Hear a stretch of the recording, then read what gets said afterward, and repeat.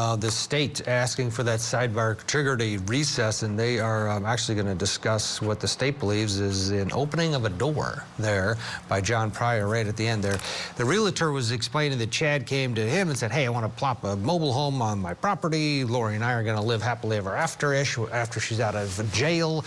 And then John Pryor asked, so they were going, he was building this so he could live with his new wife. The state thinks that triggers now motivation for building this mobile home, which they believe was so that he could have some cover to dig up and/or deal with the dead bodies on his property. So let's talk about it with Michael Jaafar, Big Case Mike they call him. He is with us. He's a national trial attorney, and this is going to be a unique argument where the state believes the door has been open. These are always very pivotal, and your thoughts? Is this an open door, or are these a bit of a stretch? That's a tough one. That's a very, very, very, very tight window. I don't think it does, right? Because to say, to suggest that, hey, perhaps he was buying this property to live happily ever after with his wife, I don't see how, because to open the door to something like that, you have to show that you have to then bring in the evidence to bring in context, right? You have to show that. That's part of the elements that you have to do. So there's going to be an oral motion in front of the judge before they bring in that testimony. They can't just come in there and just blurt it out and then the judge tell the jury, give them an instruction like he just did, forget that you ever said that. I don't see this judge actually saying, yeah, because he brought up that question, you can bring up this whole side tangent about the kids, and I just don't see that happening. Crazier things have happened, but I don't think that would open the door. But I do agree with you. It does kind of, it's a little bit of a trip into that direction, maybe. Yeah, we'll see. And Stephen Boyce, the judge, has been very conservative. One could argue with his rulings here. This is a death penalty case. It will be mulled over. If you're going to put someone to death, guess what? That person gets the, they get counsel and they get the appeals. This will be looked at if indeed it comes back in a death conviction, and he seems to be ruling along those ways, not wanting it to be overturned. So we'll see what happens. Let's get a break here. Michael Jaafar, reaction to that ruling by the judge. It was narrow. I still don't like it. But he did limit it to the realtor only being able to testify to things he personally knew and not speculation. I was still a little bit surprised by that, and I agreed with John Pryor. John Pryor wasn't opening any door. He was following a door that was opened by the prosecution. I liked his argument. You're not going to win them all, but the devil's in the details, Ted. I really want to see how the prosecution follows this thread with this realtor.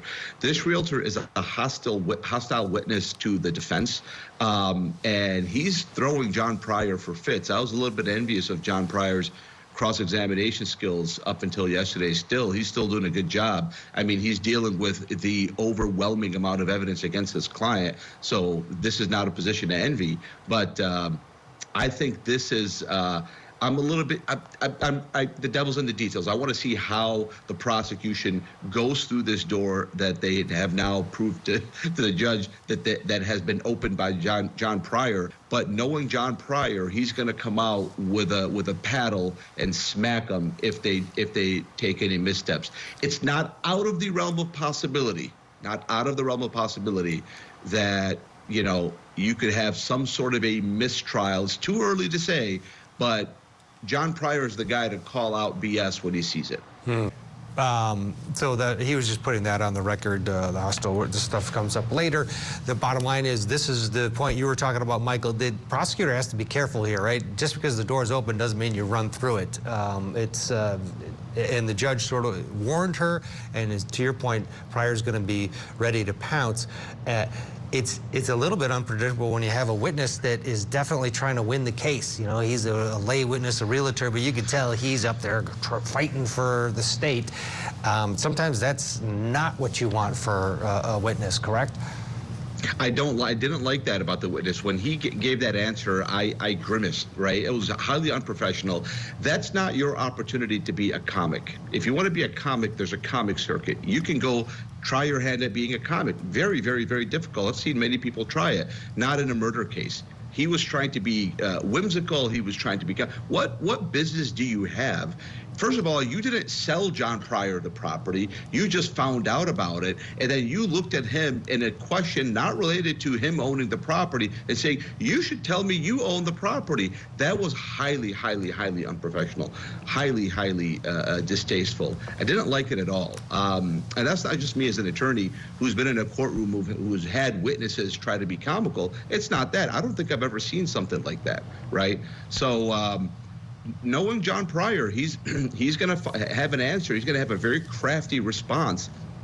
Sometimes you give the prosecution enough threat to hang themselves. Maybe this is part of it. I mean, this guy has been very impressive. I was not sold on him at the beginning of this trial. I heard you saying something like he's a very good attorney, and you disagreed with me when I said he might not be the right attorney for that case. My assessment ended up being completely incorrect on that one. He's doing a good job. Okay, the door was open. She squeaked a little bit through it, but Michael Jaafar, very cautious. Obviously, they didn't let him opine about the reason, and that is to deal with these bodies. They just sort of left it out there. What are your thoughts? Did it hurt at the end of the day? Did people connect the dots?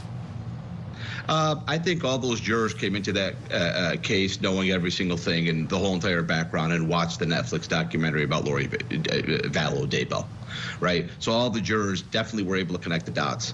I thought that was a bad moment for the defense. I don't know why John Pryor didn't object to that last question. Hey, did you think that there was another How does he know? How would he know, right? How would you ever know what anyone is thinking? We're talking right now, you and I, Ted. I don't know what you're thinking. You don't know what I'm thinking, right? Like, how would he even know that? I was kind of surprised that he didn't object, even if it was overruled. But I think they all connected the dots, Ted. I like the way you brought it. You phrased it. Did they connect the dots? I think they did. I think that was not a good moment for the defense. Could have been better. Questions for the wife. Whitney Arnold, wife of Ron Arnold. They had Chad and Lori and the kids over for dinner. Oof. Just a few weeks after Tammy was dead. Michael Jaafar is with us. Obviously, the state is just reminding the jury as many times as they can that Chad was frolicking on the beaches of Hawaii with his new wife, and his old wife was just barely buried. And this is a huge part of the case, is it not? Because you think, oh, my goodness. Yeah, listen, the momentum that the prosecution has with the whole entire thing, that he's having an affair, extramarital affair, basically with Lori when his wife was still alive and, according to him, sickly, it doesn't bode well, but it's still not murder, right? Look, the evidence against him for the murder of the three victims is obviously overwhelming, right? But in terms of, here's what I don't like, Ted. I don't like when people basically are caught doing something embarrassing, and that is being used as a cudgel against them in a case. However, having said that, there's a bunch of other evidence that is way more relevant to the fact that he might have murdered his wife. How about maxing out the life insurance policy before she died?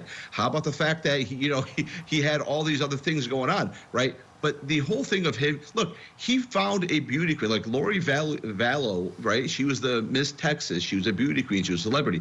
Yeah, he became infatuated with her. That in and of itself is not, they're really using that to really harm his defense and say, look, this is more evidence that he killed his wife. Well, hey, listen, I've been in and out of marriages before. I need to kill anybody in order to go to, into another relationship. But you're right, Ted.